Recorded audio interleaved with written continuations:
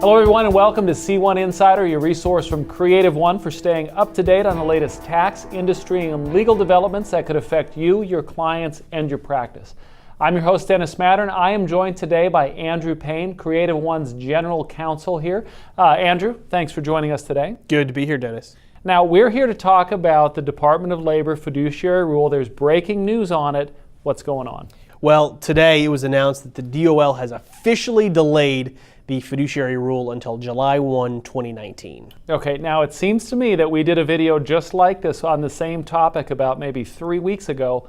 What's different? Well, now we know what it says. Before, we just knew that a delay was coming. We thought it was going to be July 1, 2019. We didn't know if there was anything else going to be included in there, any more requirements, but now we know. It's just a delay until July 1, 2019 with no other strings attached. So no hidden gotchas, anything along those lines? No hidden landmines.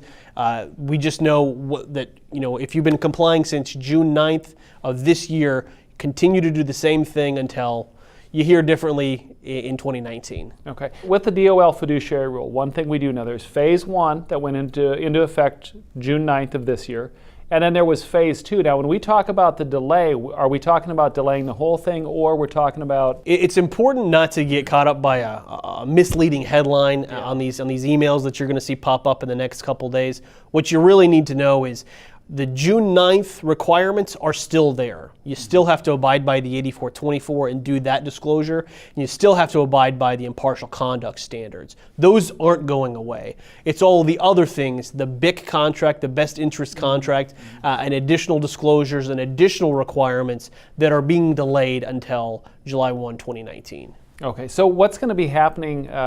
Does the Trump, I guess it's not an official directive, but maybe the Trump memo of February 3rd, is that still implied here? Is that going on behind the scenes? Right. The Department of Labor is still continuing their review about whether this rule should exist at all or in what form. So this delay kind of helps them get extra time to figure out what the future is going to be in this area. Okay, so one other thing, while we've got you here, one other thing that I did see in the same article that I looked at in today's headlines, there was mention of an extension of the Field Assistance Bulletin 2017-02.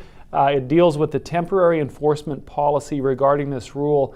Do you want to paraphrase that thing down? Because I've got a paragraph this big on it. When you hear that, when the folks at home are hearing that, their eyes are probably going to glaze over. So I'm just going to tell you all you need to know.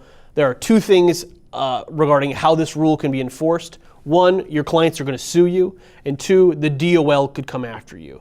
This Field Assistance Bulletin is basically saying, we're not going to come after you if you make a good faith effort to comply. So you're doing your 8424s, you're abiding by the impartial conduct standards. But really, the big kahuna in the room is your client's going to be the main one to enforce that through a lawsuit, through a private right of action. Okay, so a couple key takeaways from today is, one, phase one of the DOL fiduciary rule is in force. So the 8424, adhering to the impartial conduct standard, that's really the law of the land. Right.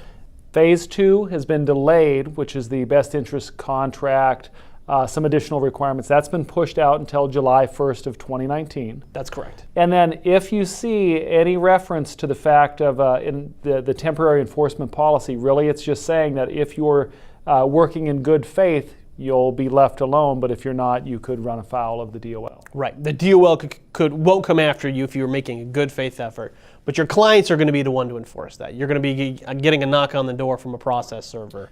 And that hasn't changed. That has not changed. Okay.